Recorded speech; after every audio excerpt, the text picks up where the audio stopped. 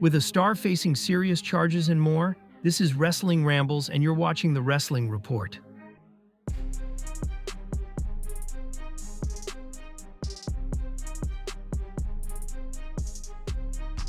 During a recent interview with Inside the Ropes, Eugene shared his thoughts on Brock Lesnar's current situation after the host referred to it as a tough spot with WWE. Eugene likened Lesnar's circumstances to previous controversies surrounding Hulk Hogan, suggesting that with time, fans might be able to move past it, unless more serious revelations emerge. Obviously, right now it's kind of a tough spot, because he's kind of being ostracized at the moment. I think it depends if anything else comes out. If that is all that comes out and that's all that happened, then I don't think so. I think it could probably be forgotten. Much like, I hate to say, Hulkster had a little incident in the past that I think after time people just might remember but kind of not ostracize him for it. And I think if what Brock's done, which I don't think the text message or whatever it was that horrible, but if there's anything more, then it might get dirty, might get messy.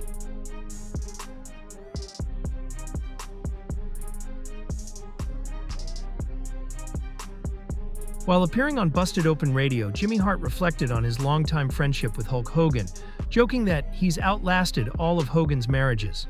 The thing about the Hulkster, I can tell everybody that I've lasted longer than his marriages, you know? We've been together for almost 45 years, starting in Memphis, Tennessee, right? With Jerry the King Lawler down there. Look, our relationship has lasted this long because I've never borrowed money from him, and I've always told him the truth if he asked me something, even if I spread a little sugar on it. And he knows that.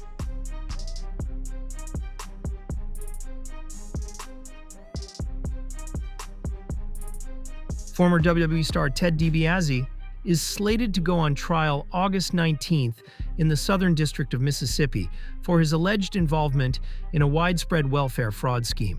However, on July 2nd, his legal team filed a motion to postpone the trial, citing the last-minute release of nearly 48 hours of video footage by federal prosecutors, material they believe could help clear his name.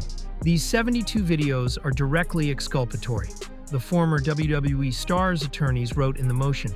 The indictment alleges DiBiase neither provided nor intended to provide social services, but the newly released footage contradicts that. The former WWE star is facing several federal charges, including wire fraud, theft of federal funds, and money laundering. If convicted on all counts, he could face up to 45 years in prison and fines totaling $1 million.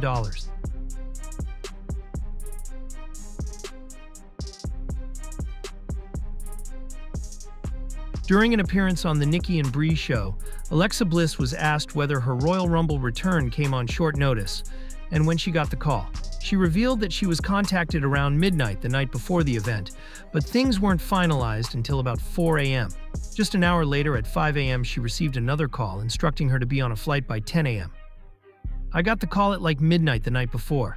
Yeah, midnight the night before. Oh my gosh. So I got the call at midnight, and it wasn't even fully decided until like 4 a.m.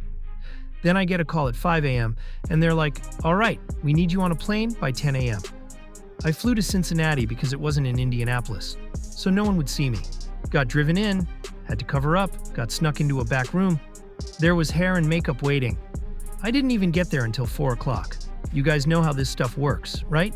The first match was starting at 6 o'clock, so I got there at 4 o'clock. Someone was ready to do my hair, and I hadn't slept because this was an all-night process. I hadn't eaten.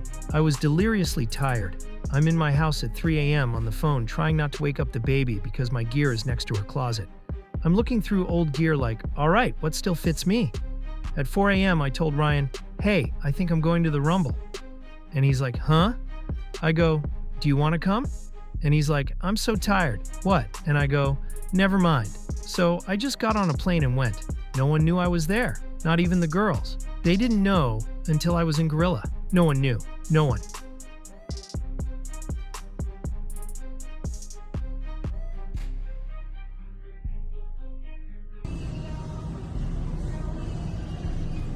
Yeah, our guy.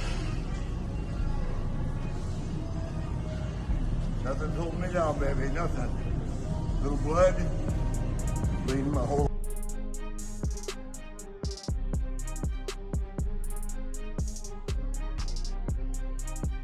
Adonis took to his Instagram story to share a heartfelt plea, revealing that his uncle had been shot 5 times. He requested support from fans and followers, expressing deep appreciation for any help offered.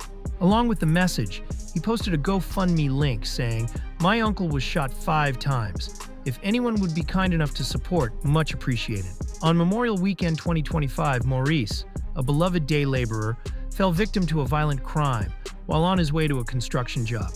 This fundraiser is in his honor.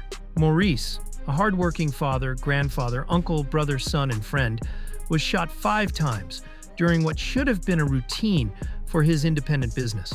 Doctors didn't expect him to survive the night, but Maurice's resilience allowed him to pull through. Truly a miracle. However, after several surgeries, anticipated long-term rehabilitation, and possibly an organ transplant, Maurice's life will never be the same. Despite his fighting spirit, the road ahead will be long and challenging. As a man who has dedicated his life to working with his hands, repairing homes, restoring lives, and lifting others up, Maurice now needs our help. Construction and carpentry are demanding jobs, and Maurice won't be able to return to his business for several years, if ever.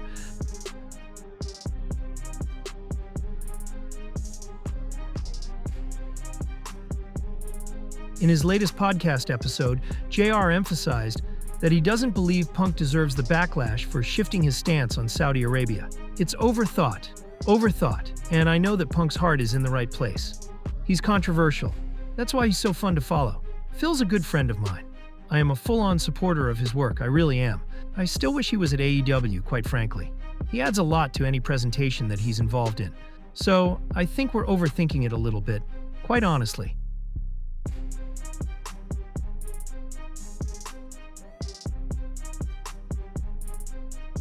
During an appearance on the Are You Garbage podcast, Becky Lynch was asked whether she ever completed her root canal treatment. She confirmed that she did, but also had to have a tooth extracted. Becky explained that she's actually missing 1 or 2 back teeth and hasn't had them replaced yet. I did. I got one removed too. So what happened was I went in, yeah, I'm actually missing a tooth in the back. Wait, did I get it replaced? No, it's still missing. Actually, I'm missing 2. Oh, look. Yeah, but you gotta go one there. So what happened was, one of them, I moved to New York when I was 23. Came over with like $2 grand in my bank account. Thought, that'll do me for the summer. Lasted me 2 days. Was living in a hostel up by Columbus Circle. There was this little bar in New York called Shades of Green on 14th Street. I went in there looking for a job. Asked, do you have a job?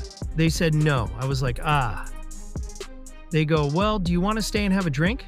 I was like, yeah, hit me. Started talking to the owner. They asked where I was staying. I told them the hostel, $35 a night. They said, well, we got a room upstairs. Maybe you want to stay there? These were Irish fellas. So I ended up staying in this tiny room, about the size of this table, just a bed and a sink. Bathroom down the hall. Shared with these drug addicts. They'd come back at all hours. Fights, everything. Anyway, one day I got this awful tooth pain. Couldn't sleep. Went to the dentist right next door. They said, we'll have to either root canal it or take it out. Didn't have any money, so out it comes. That was tooth number 1. Same thing happened again later. That one's gone too. Now my teeth have kind of closed in.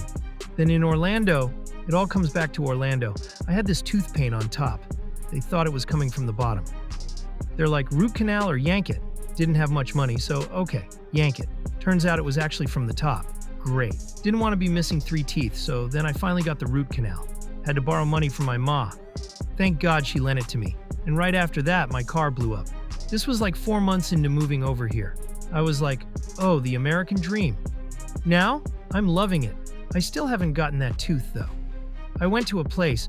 The dentist was explaining if they'd do it while I was awake or put me under. I thought, I can be brave. And then, I never went back. I still need to go. Sure, I can be brave.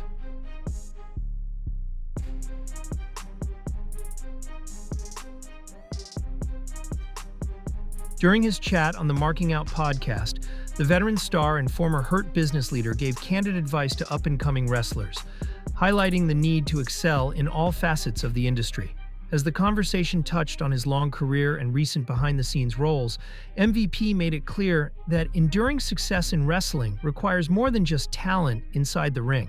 Let this be a little bit of advice to you. the young, up-and-coming wrestler. It's not just about wrestling. It's the business of professional wrestling.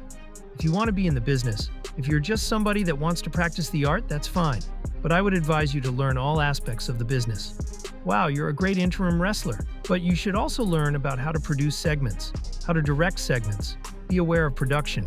And all of this will just help you in your career as you grow. And you want to climb the ladder to success. I'm still around all these years later because I'm halfway decent on the microphone. And I also help direct and produce things or whatnot. So just give yourself a chance to be successful. Immerse yourself in the business. Learn all aspects of it.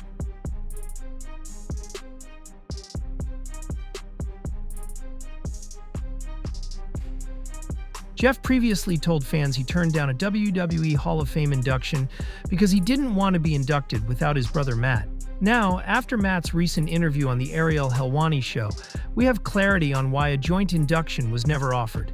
Matt didn't hold back, revealing that WWE's main concern was his contract with AEW at the time. And that was the news for today. Thank you for watching, and I'll see you next time.